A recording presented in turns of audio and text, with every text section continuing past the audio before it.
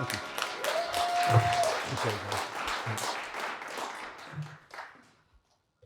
All right. Well, hey, I just want to say thanks for this awesome crowd. This truly is. I came here maybe about a month and a half, 2 months ago for my first meeting, and there were about 10 people, and it's just gradually grown more and more.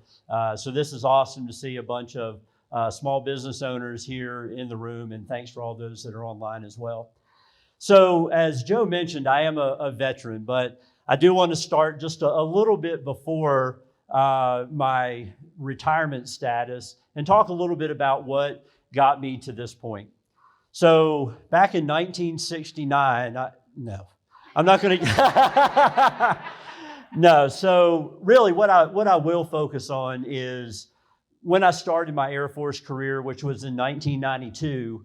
I was not a very good airman. I was probably one of the worst airmen I knew at that time. And as I look back on me, I was probably still one of the worst airmen. And as I progressed through my Air Force career, I had the opportunity to meet a lot of people. And through my career, I had opportunities to meet people that were mentors for me and that helped guide me and help me become better and become who I am today. And one of those people, his name's Mike Sullivan. Mike Sullivan was we have in the Air Force, it's called PME, Professional Military Education. Mike Sullivan was our commandant. And he was very inspirational to me when I went through Airman Leadership School. And as it turned out, just before that is kind of when I had my pivot point, and I went to Germany, and that's where I met Mike. And as the years progressed, Mike and I kept in touch, and I'll just kind of fast forward a few years. And in the early 2000s, 2002, right after 9/11, or actually before 9/11, I had been selected as a professional military education instructor myself. And it was at Mountain Home Air Force Base that I applied for that position because I knew that I wanted to give back. I knew that I had more within me that I could give to other people to help the young Airman Parsons of the Air Force become better leaders and supervisors. And it was just so ironic that during that time that I was at Mountain Home, lo and behold, who became our command chief, which is a senior enlisted advisor for the base, Mike Sullivan. So I had the opportunity to work directly with Mike Sullivan throughout a 4-year period. Well, actually, it was about 2-year period. And he was able to feed into me and give me inspiration and hope as I carried along. And what I learned while I was in that position as a PME instructor is that I can shape people. I can help them become better leaders. I can help them become better people. And as I was going through that time, Mike continued to just give me guidance. And I'll fast forward a few more years. I went through some promotions. I went to different squadrons. And in 2013, I tested for Chief Master Sergeant. And at that point, I tested the year prior, didn't make it. But the next year, I tested and I made it. And lo and behold, who was the first person on the phone to talk to me? Mike Sullivan. Mike Sullivan called me, the very first person, and said, "Rich, I want to congratulate you. Welcome to the top 1% of the enlisted force." And I tell you, the fact that I had somebody to help grow me and shape me over my 27-year career was very inspirational. And so after I made that rank, I continued on, and it was my mission as I realized that at the top 1%, I had 99% of the enlisted force that was looking to me for guidance and direction. And so during my career, I realized in some of the jobs that I was in, some of the locations I was at, I didn't understand why I went to Gulfport, Mississippi, because I would have never wanted to go to Gulfport, Mississippi. But I went to Gulfport, Mississippi as the superintendent for our tech training school for my career field, which was carpentry, structures, masonry, and welding. And it was during that time that I met people that I was able to inspire and help and get them on a career path that helped them advance and promote into positions that they were qualified and equipped for. And so I felt that I had a higher calling, and hence the reason I came up with the business name, and we'll talk about that in a little bit, but I felt as though I had a higher calling. And when I made Chief Master Sergeant, there's something that I wanted to do. I had a dream based off of my earlier days in PME, and that was to become a John Maxwell certified speaker, trainer, and coach. And I did that. And it was at that point that I needed to realize that my dream needed to be carried on. So as I retired, I then had the opportunity to launch my business and to be here today speaking to you and sharing how I am going to help people grow and inspire and to step into positions that they are qualified and trained and equipped for. So thank you very much for your time.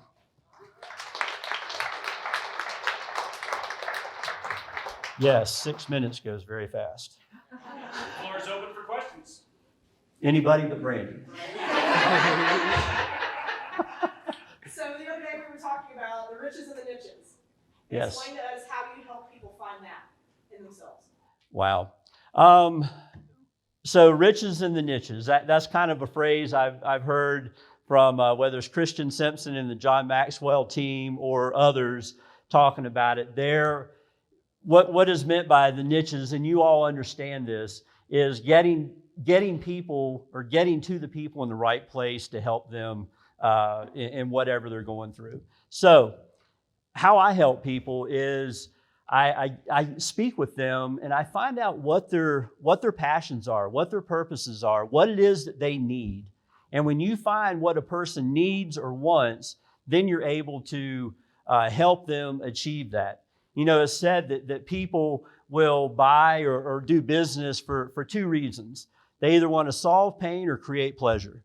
And when you can do that, when you can find out what a pain point is and help them, and I use a car sales analogy many times.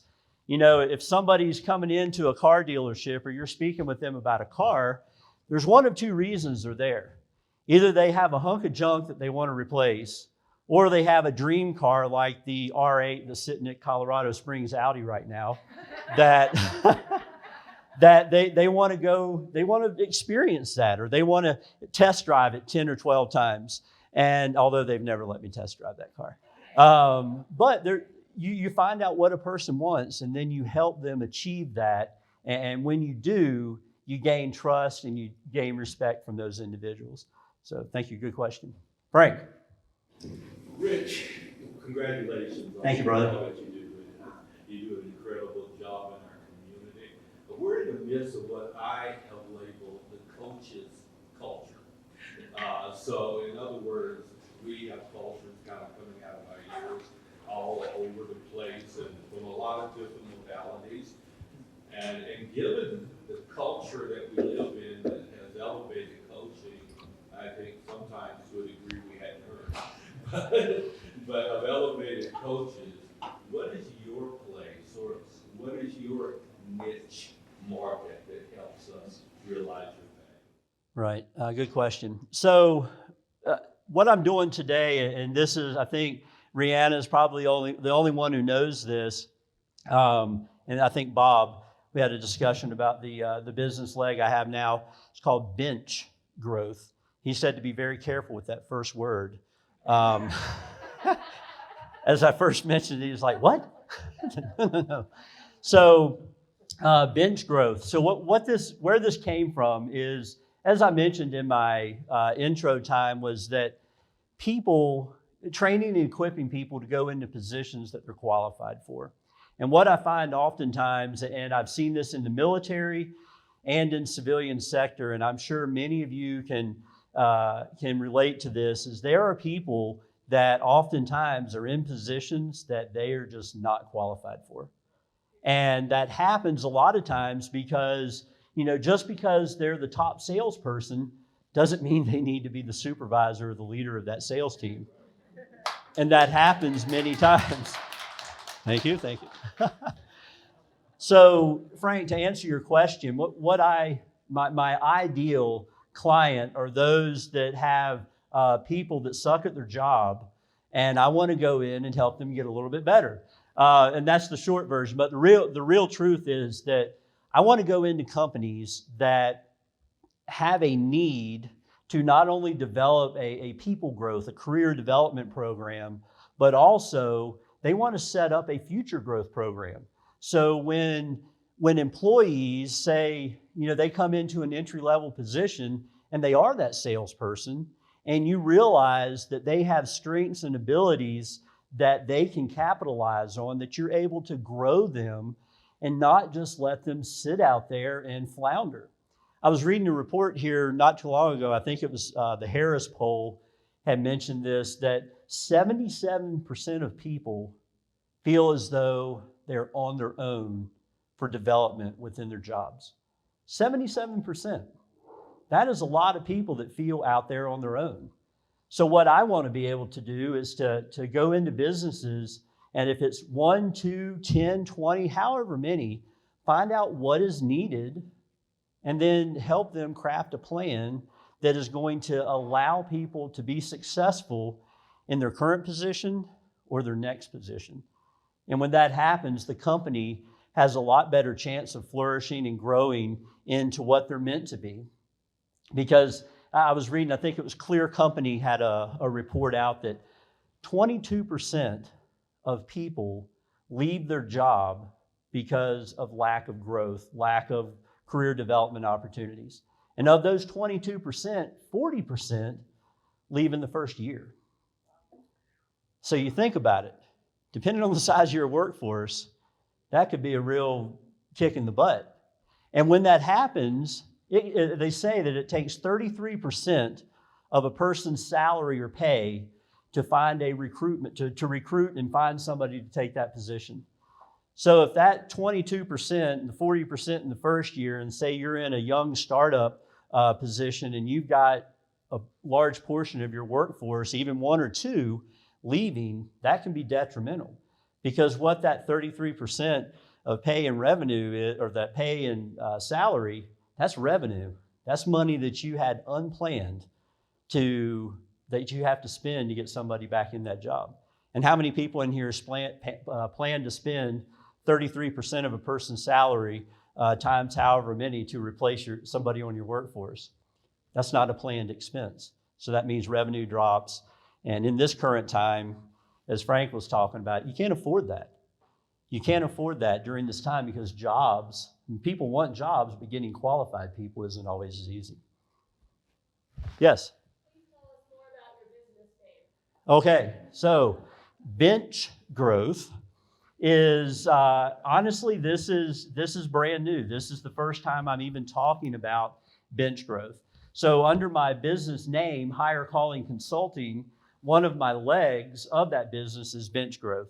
So Higher Calling Consulting, as I mentioned, I felt as though I had a higher calling. And I'm a person of faith. So if you look at the logo on my business card, some people feel it's a star. Some people feel it's a cross.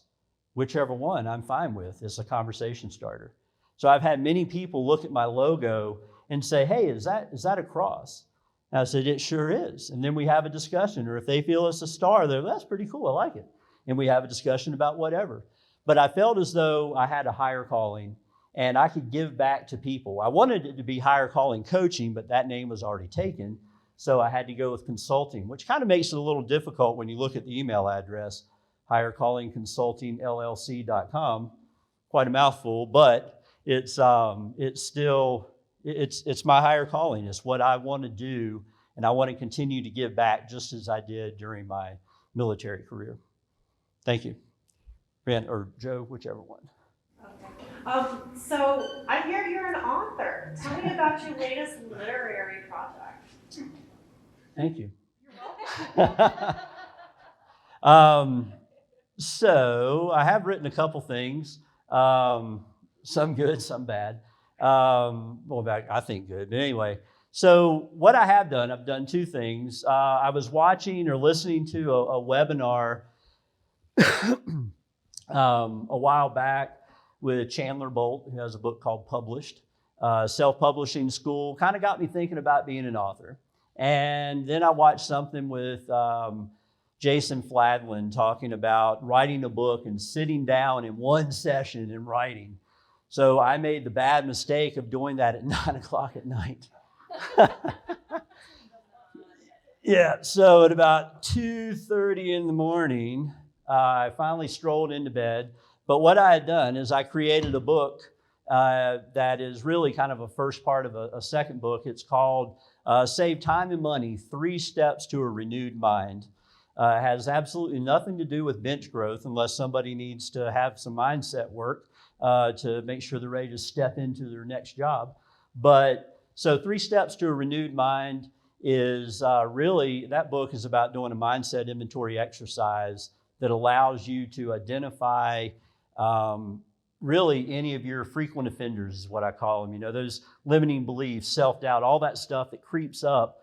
Well, you got to find out what they are and then find out what the cause is of that, any triggers. And when you identify those, and this process takes it through what the process of the 3 R's, which is recognize, replace, and reshape.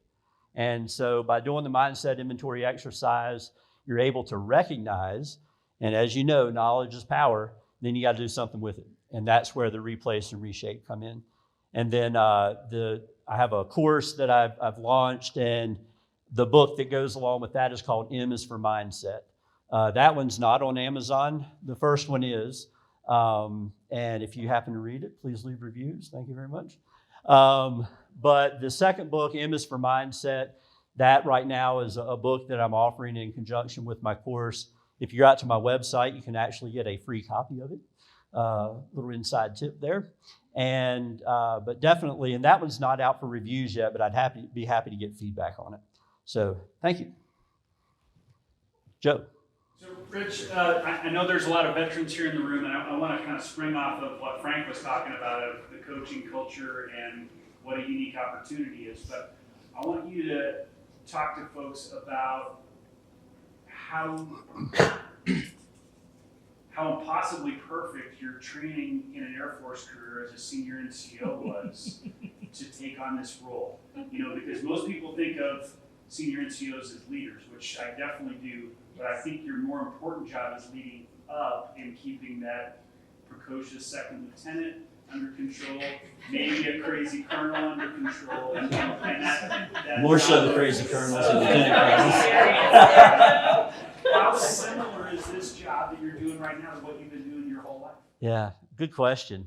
So people are people, no matter where you're at. You have young people who need direction and guidance, and you have older people who need direction and guidance. Rank is just something that you wear on your sleeve or your collar, or nowadays you wear it in the center of your chest. So it's very similar because and I think by 27 years in the Air Force and going through my own leadership development and being able to identify areas of strength and areas of improvement, it really geared me and armed me for being able to deal with a wide variety of people from the youngest airman to the crazy lieutenant who thinks it's cool to do what crazy lieutenants do, all the way up to lieutenant colonels and colonels that just want to fly by the seat of their pants. And now into civilian sector, into corporate world, again, people are people. We all have the same challenges. We all have same hopes and dreams. Some are more evident than others. And oftentimes people need to find or have somebody help them just find that little something that is going to carry them to the next level. And when that happens, that's a pretty special moment. And that's what I enjoy, is seeing the results. You know, I was just on a call with somebody in Minnesota the other day, and we met through LinkedIn. We were talking about some stuff, she was wanting to write a book, and she had a course that she'd been kind of hanging on. And we had 2 conversations, and within the course of 3 weeks, she finished her course and she wrote her book and got it sent in to the publisher. And so just helping somebody step up to that next level, giving clarity on something and helping them realize that they have something that they need to get out to people is pretty cool. So that's what I enjoy, is helping people achieve that and find what's within them, no matter how old they are or how set in their ways. And the nice thing in the military, being a chief master sergeant, sitting down with a lieutenant colonel or a colonel, oftentimes, years has its advantages. And so you can have some frank conversations with them and help set them straight. But C-level folks, you got to maybe handle a little differently, but still, again, same, you just got to get them to the right point. Good question, thanks. Yeah.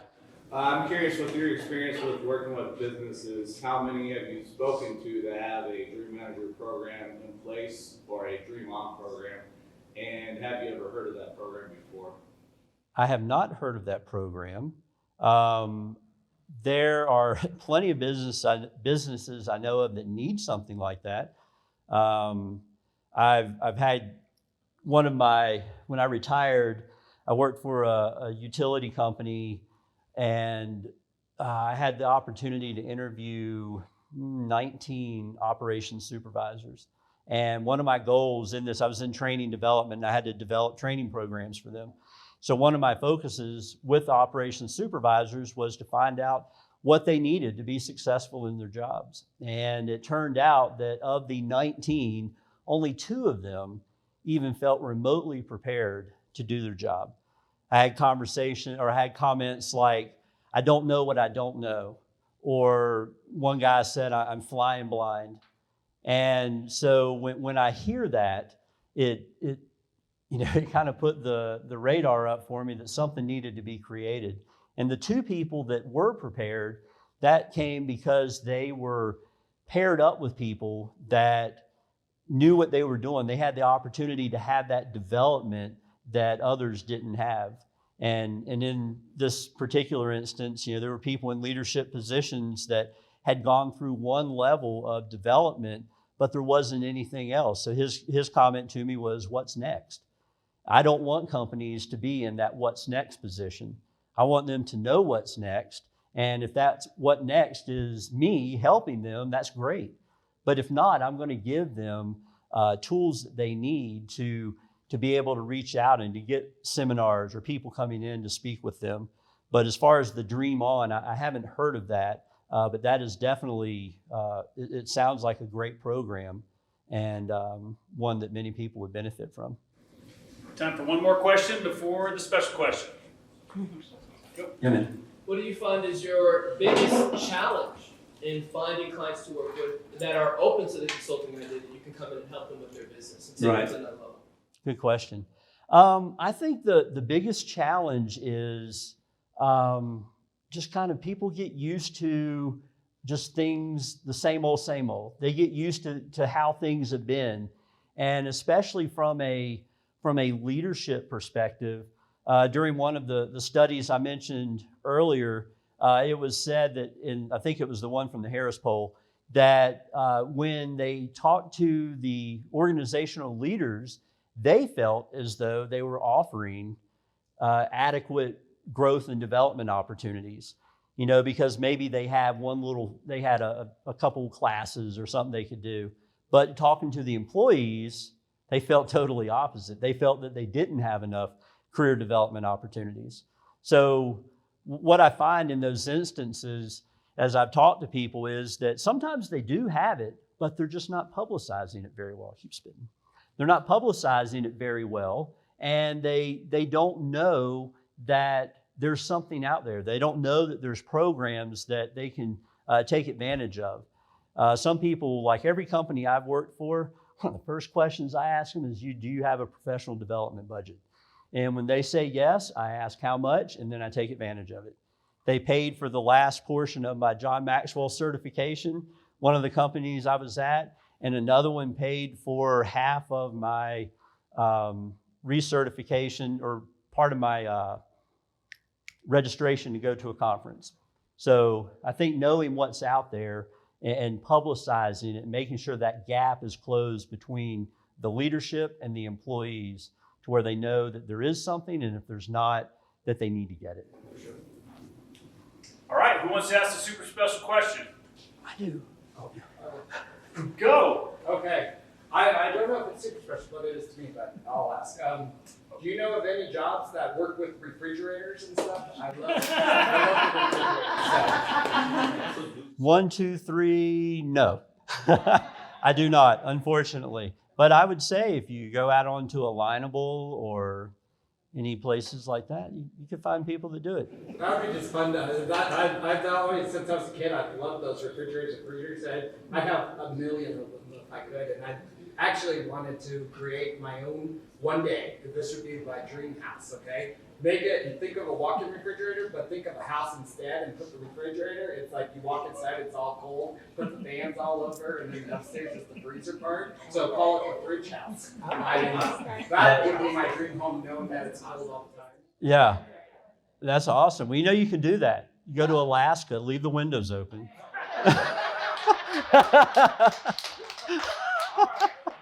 Who's got the special question? Go. What can we as the Colorado Springs community do to help you? All right, so the super special question. What can you guys do to help me? So what I would love for you to do is either take a picture of my business card and give that information to people that you know that may or may not, maybe they don't have a plan, but talk to people that you're connected with and ask them about their career development plan. Maybe within your own companies, if you're with a company that's a bit larger, find out if there's a growth and development plan. And a phrase that I use oftentimes is the next in line isn't always the best in line. And so if you're in a position to where either yourself, if you're getting ready to move into a role that you're maybe not totally comfortable with, reach out to me. Let's talk. Let's find out what you need to be successful. And for anybody that you know or anybody listening and watching online, if that's you or you know somebody who's in that role, reach out to me so that you don't have to suffer in silence, because I've witnessed firsthand. I've been in jobs that I didn't feel 100% prepared for, but the nice thing for myself is that I'm a pretty proactive person and I know where to go to get the resources that I need. Not everybody's that way. A lot of people, the forest for the trees. They can't see the opportunities that are before them because of the challenge that's right there. So I would say that get my card, talk to people, and please spread the word, because I want to help people not suck at their job. I want to help businesses grow and flourish and not have retention issues because of something that is 100% preventable. Sometimes people may not be able to do jobs, and that's fine. Just like I always said in the military, we not everybody can be a leader. We need good followers too. We need good worker bees. We need people that can do the job. Not everybody is meant to be a supervisor, a leader of many, because that's just not their strength. It's not where they flourish. Thank you. Appreciate it. All right, we just want to present you with our coveted 1 million cups.